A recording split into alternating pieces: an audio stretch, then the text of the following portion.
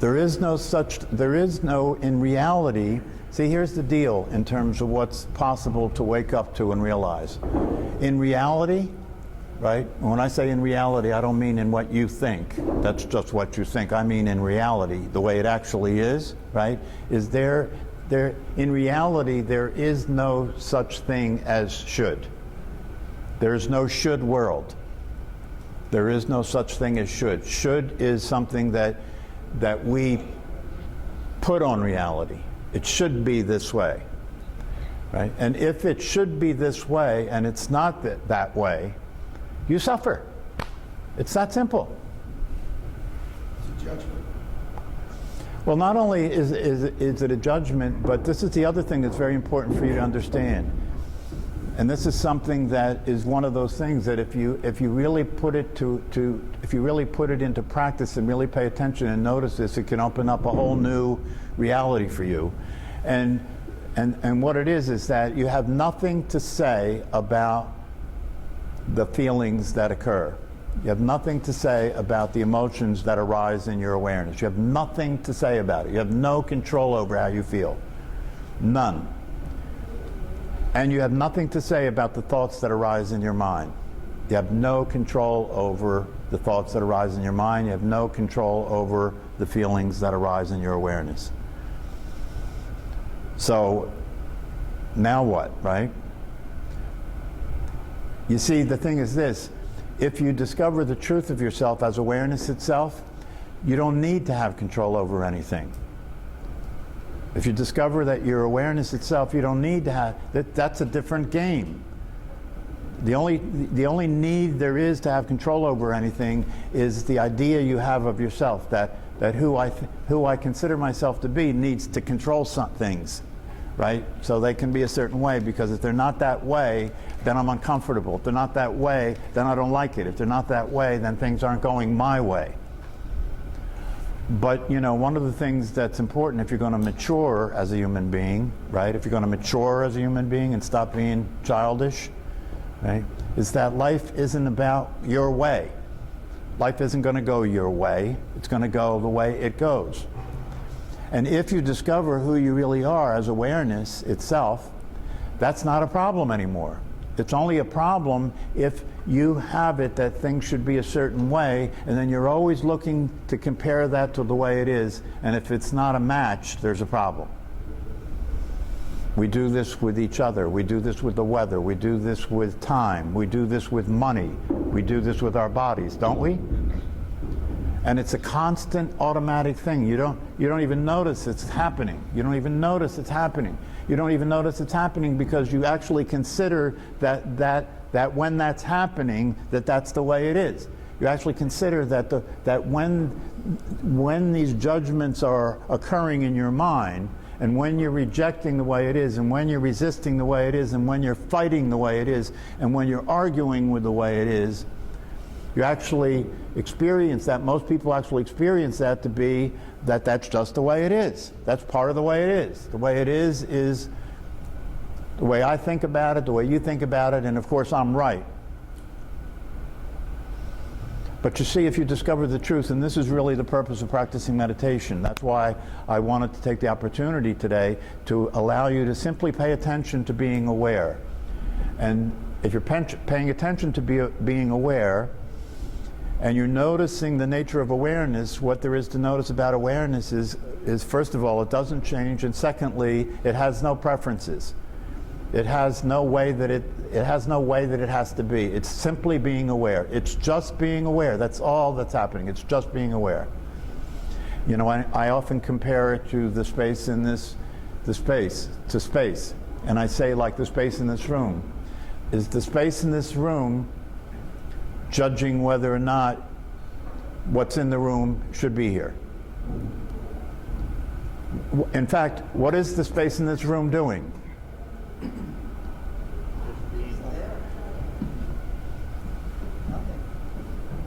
It's just, you know, I mean, it's actually doing nothing, but one way that you could talk about that it's doing nothing is that it's allowing everything in the room to be here, right? It's allowing us to be here. It's not trying to do anything. It's not trying to change anything. It's not resisting anything. It doesn't have any problems, right? And the space is a very good analogy or metaphor for what you are as awareness, because your awareness is exactly the same as the space in this room. It's exactly the same. The only difference between the space in this room and your awareness is that the awareness that you are is actually alive. So the space in this room is the way it is in terms of it not having any problem with anything and allowing everything to be the way it is. And that's very much the way you and I are as awareness itself. The only difference is we can actually enjoy that. We can actually enjoy being like the space in this room. We can actually enjoy life. We can actually enjoy allowing everything to be the way it is. And we can start to pay attention to reality in a way that will allow us to interact with the way it is in a way that is fulfilling. You know,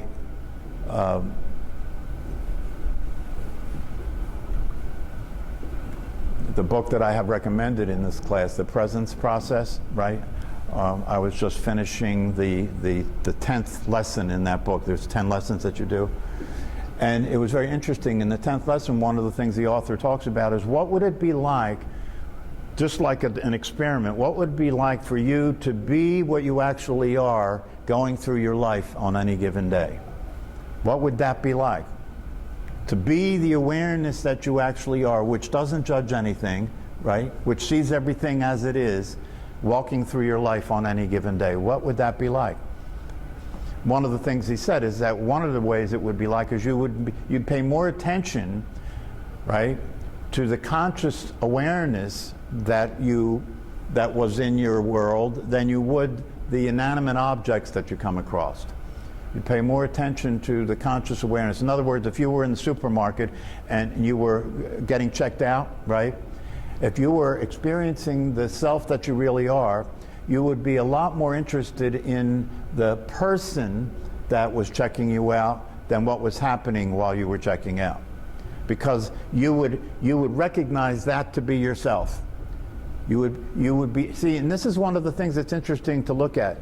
You know, when you're going through your life and you're in the world with other human beings, right? When you're going through your life and you're in the world with other human beings who are awareness just like you are, who are awareness just like you are. If you take away their conditioning, if you take away the differences that seem to make them separate, if you take that away, what's left is the awareness that you are. Right? And so in other words, if you are in the supermarket and you're checking out and you don't pay any attention to the cashier and you don't acknowledge them and you don't relate to them, right? You're rejecting yourself. You see, if you just did that exercise, it would be a valuable exercise, because the thing about that is if you did do it, you would experience more aliveness when you made contact and connected with that other human being. You experience more aliveness. Why? Because you're making contact with yourself when you make contact with them. When you give your love, you're getting love. This is the secret of love, unconditional love. Unconditional love means that there are no conditions. Nobody has to deserve it. Nobody has to do anything to get it, right? You give it because it's your nature to do so. You give it because it is what you are, unconditional. And unconditional means that it doesn't matter who it is, right? You can love the President of the United States. Of course we can. He's a great man. But you see, when I say that you can love somebody, I'm talking about you're loving who they are, not loving how they are. Do you understand? That's where we get confused. That's right. That's why you don't love yourself. That's why we don't love ourselves, because we're confused. We think in order for me to love me, I have to love how I am. I have to love what I do or what I don't do. I have to, that has to be so. And so if I'm not the way I think I should be, then I can't love myself. That's never going to happen. But what if you just love yourself unconditionally? What if you love yourself just because you do, just because it's your nature, just because you exist? That's why you love yourself. And if you can experience that to be the case, then you're free to love anybody else. So the other thing is, if you go to do this exercise that I'm recommending, you will notice your tendency to hold back, right? You'll notice your tendency to hold back. It feels like somehow if I were to acknowledge that person, if I were to say hello, if I were to say how are you, right? Somehow I'd become vulnerable. Somehow I would be self-conscious. Somehow I'd be embarrassed, you know? What will the person think? If it's a woman, will she think I'm trying to hit on her? If it's a man, will he think I'm gay? And this is our insanity. Do you know what I mean? Matter. Yeah. You see? It doesn't matter. Yeah. It's unbelievable. That's the thing about unconditional love. You're not doing it to get anything. Yeah. You're not doing it to get anything. You're simply doing it to express yourself. So this is the thing, you know, what would it be like for you to be the way you are? What would it be like for you to be the way you are? Right? What would it be like for you to be the awareness that you are as you go through the day? And you see, here's the thing.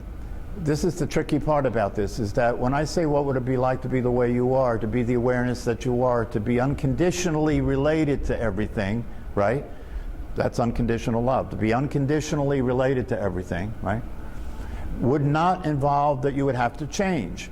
See, the way that you would hear what I'm saying is, well, I'd have to be very different. I'd have to change a lot to be that way if I was going through the day. I'd have to really pay attention and notice how I should be and be different than the way I would normally be. But no, that's not what I'm saying. I'm saying you could be unconditionally in love with you as much as you are with anything else. In other words, you don't have to change. You can still be crazy. You can still be crazy and just love yourself anyway. You can still be crazy and just let that be the way it is anyway. It doesn't have to be different. You could be crazy and be in your head and be paranoid and have all these crazy thoughts. You could be that way and still say hello to the cashier. And if you did that, you would be gradually, a little bit at a time, right, becoming yourself. You know, one of the things that I say here, and one of the things that the spiritual teachers say, is you don't have to change to become yourself, you already are, right? Well, that's true, right? But what you have to do in order to express that is you have to stop being who you're not.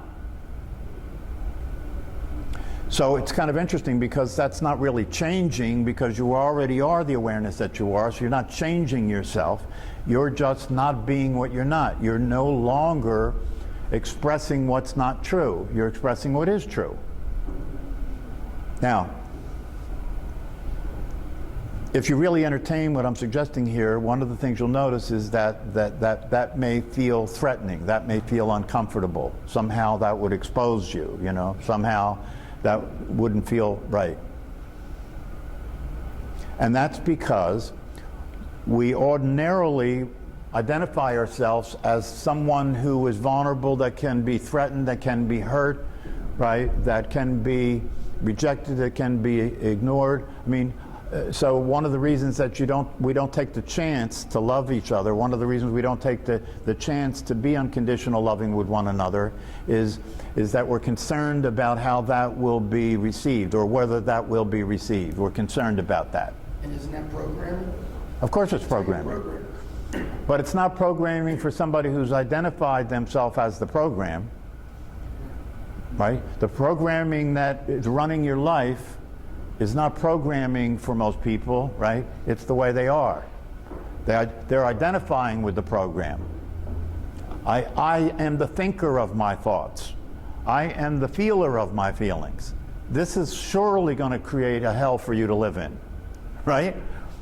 I am the thinker of my thoughts. I am the feeler of my feelings. That will surely create a hell for you to live in, right? But in reality, if you slow down and pay attention, it's possible for you to actually see the truth, which is, as I said before, you're not the thinker of your thoughts. Thoughts just happen. Like the weather, thoughts just happen, feelings just happen. And so you don't have to worry about being the thinker of your thoughts. You can allow yourself to simply be aware of your thoughts.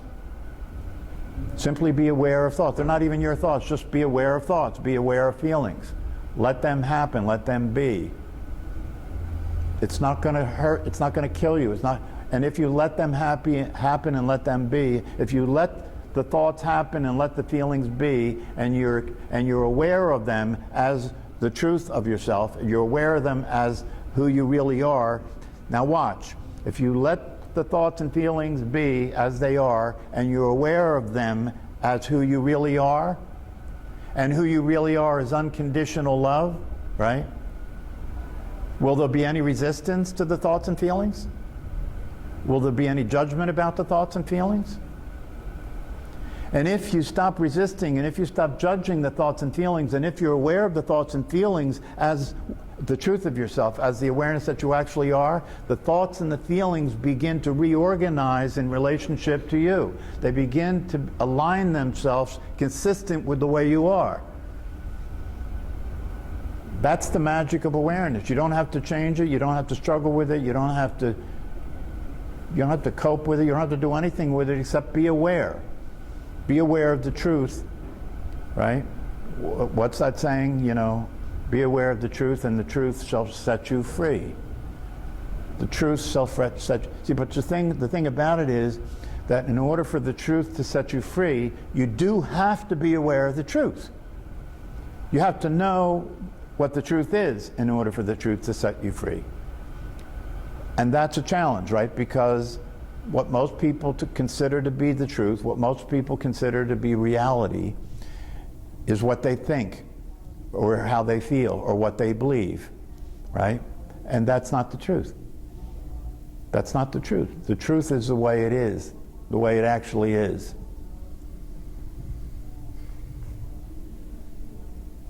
And it is possible to be aware of the way it actually is, and that's all that you have to do. Simply be aware of the way it actually is.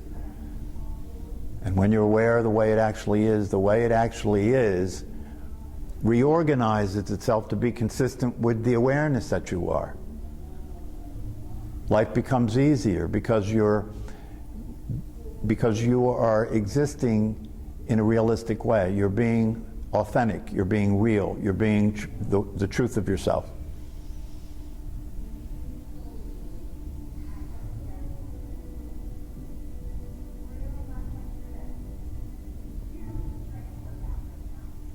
The biggest challenge of all is whether you will take on the responsibility to be happy, whether you will take on the responsibility to be what you actually are, whether you're willing to deal with what has to be dealt with in order for that to get realized, in order for that to be the experience you have. Because that's not going to happen by itself, and it's not going to happen just because you hear these concepts about it. That's not going to happen that way.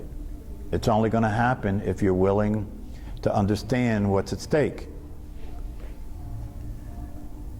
That's the thing, you know. I mean, it's easy to stay asleep.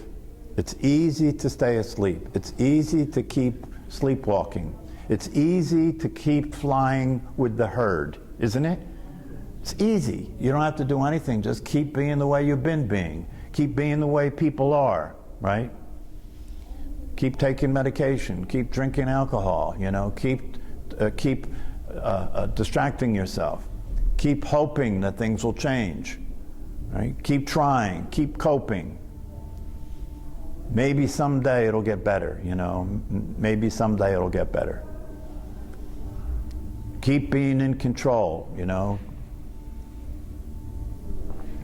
So the one thing that you have to do in order to wake up and experience what's already true, and experience who you already are, and experience being happy, which is available at all times, right? The one thing you have to do is start paying attention to your tendency, to your habits, right, of continuing to live in the same way, you know, continuing to live in the same way. One of the famous teachers, his name was Gurdjieff, famous teacher. One of the ways that he worked with people to help them break out of the habit patterns, right? Because you're living in a habit pattern, aren't you? You're living in a habit pattern. You keep recycling the same patterns day in and day out, right? And what he would do with people to help break a habit pattern is he had a community of people living together to support each other and being awake and alive. He called it the Institute of Harmonious Human Awakening.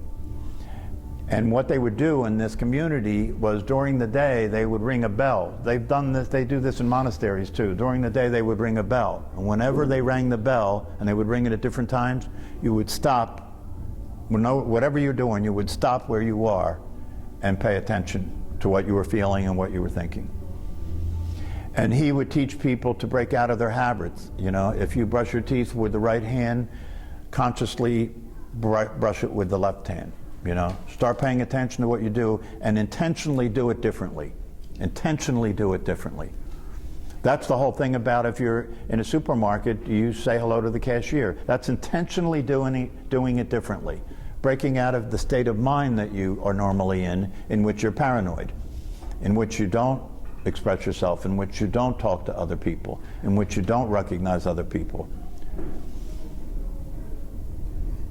So that's challenging, and that's why meditation is useful, because when you meditate, you're practicing being here with whatever is happening in a way where you're letting it be the way it is. And when you practice meditation, you can do that because you're not in the world. You're not being stimulated. You know what I mean? You're not dealing with traffic. You're not dealing with other people, right? So it's an opportunity for you to be able to experience that a little more clearly than you would as you go through your life. But the point of meditation is not to transcend the world. You know, not to go off somewhere and be living in some heightened state of awareness where nothing affects you anymore. That's not the purpose. A lot of people think it is. Now, the purpose of it is to be more in life, to be more present, to be more in your body, to be more available to the people around you, to be more involved with the world. You can afford to do that as awareness itself. You can afford to do that as awareness itself because awareness itself, one of the reasons that awareness itself can afford to be unconditional is that awareness, just like the space in this room, is not affected by what happens in the room, is it? And awareness, the awareness that you are, is not affected by what's happening in your body. It's not affected by what's happening in your mind. It's not affected by what you're feeling. It's just present to all that. So the shift is, I am not anxious, I am not afraid. Fear appears in awareness. It's not me. I am not the fear. Fear appears in awareness, and because it appears in awareness, and I am not the fear, right? I can be present to it. I can feel the fear and let the fear be and let the fear go. If you can relate to whatever shows up in your experience that way, it will come and go. Everything other than the awareness that you are is constantly changing, is it not? Everything other than the awareness that you are is constantly changing. The only way that'll stop is if you hold on to it, right? How do you hold on to something that happens, right? Now watch, this is very important to see. If fear arises, right?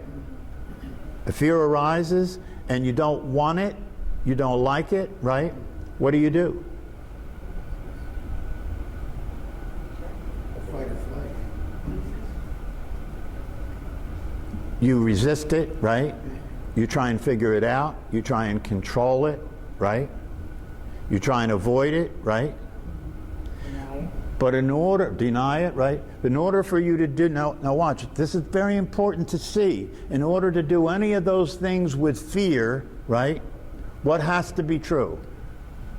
If fear arises and you don't want to be afraid, you don't want to feel the fear, right? And so what you do is you try and avoid it, you cope with it, you try and get rid of it, you try and distract yourself from it, you resist it, you struggle with it.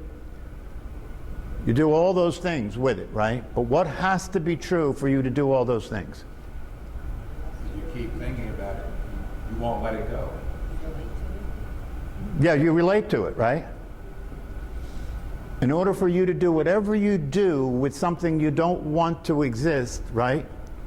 Now watch, in order to do whatever you do with something you don't want to exist, it has to be there. Doesn't it? That's why the saying, whatever you resist persists, is absolutely true. Because in order for you to resist it, it has to be there. So by resisting it, you're keeping it there. If you get this, it can change your life. Anything you don't want, if you let it be there and you don't do anything with it, you're simply aware of it, it'll change. This is scientifically true. It will change. If it's still there, right? If it's still there, it's because you're in a relationship with it in which you're resisting its existence.